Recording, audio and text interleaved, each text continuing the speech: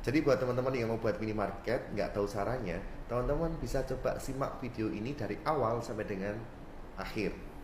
Karena kita akan bahas terkait persiapan buka toko. Bisa jadi video ini akan menjadi beberapa bagian.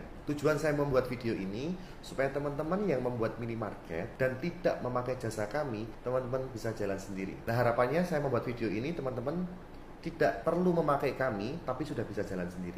Mungkin ini akan panjang dan akan saya bagi menjadi beberapa bagian. Jadi tolong simak dari awal sampai dengan akhir supaya teman-teman bisa save video ini, supaya teman-teman ketika membuat minimarket sudah tahu nih apa yang harus disiapkan dari awal. Saya akan langsung bahas buat teman-teman yang sudah punya bangunan serta sudah ada perlengkapan minimarket di dalam tokonya. Apa saja nih yang harus disiapkan ketika teman-teman sudah punya bangunan dan perlengkapan minimarket. Kami sudah beberapa kali buat video terkait standar bangunan. Silakan teman-teman bisa disimak video kami.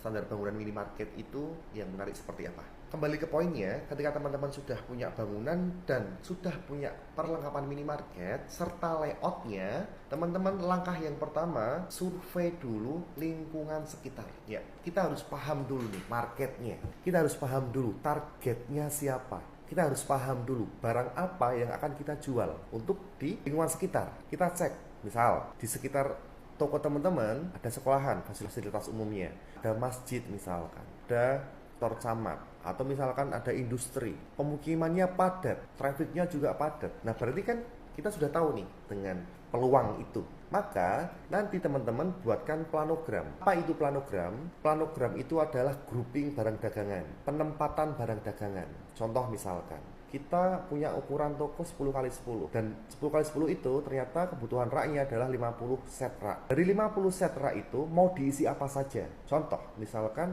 di sebelah kanan dekat lemari pendingin nanti akan kita kasih rak minuman 2 rak.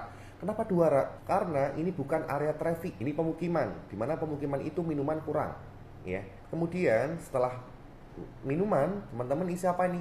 Kopi misalkan, kopi, teh, gula, susu. Jadikan satu, dekatkan minuman. Butuh berapa rak untuk minuman? Kita pahami dulu dari hasil survei yang tadi saya sampaikan. Ternyata kopi, gula, teh, susu itu nggak cukup 2 rak karena di sini pemukiman, padat penduduk nih. Mereka pada senang ngopi, pada doyan ngopi, ngeteh. Itu kan juga menjadi kebutuhan sembako juga, kebutuhan pokok juga, teh, kopi, gula, susu itu. Nah, misalkan kita siapkan 3 rak untuk teh, kopi, gula, susu atau minuman saset, misalkan 3 rak karena untuk mencukupi kebutuhan masyarakat sekitar sini. Mulai kita atur nih lewat planogram. Kemudian ternyata di perkampungan itu sembako penjualannya kencang, bagus kalau di pemukiman. Maka kita siapkan sembako karena padat paling tidak 5 rak.